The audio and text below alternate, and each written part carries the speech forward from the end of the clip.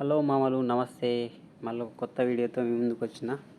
ఈరోజు ఈ వీడియోలో పూల కుండి ఎలా తయారు చేస్తుందో చూడండి. ఒక అక్క సిమెంట్ తీసుకొని దానికి సన్నపు ఇసుక కలిపేసి మళ్ళీ దానికి పైనుండి సిమెంట్ పోసేసి దాన్ని నీట్గా తయారు చేసుకోవాలి. మళ్ళీ కాసింత కంకర తీసుకొని దానికి రౌండ్గా కంకర రాళ్ళు పెట్టేసిన తర్వాత దాన్ని కొంచెం సేపు ఆరనివ్వాలి.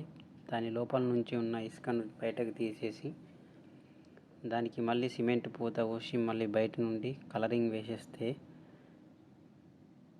పైనుండి పూత పోసి పూల కుండి తయారవుతుంది. దానిలో కొంచెం మట్టేసి పైనుంచి ఫ్లవర్స్ పెట్టేసి వాటికి వాటర్ వేస్తే పూల కుండి తయారు.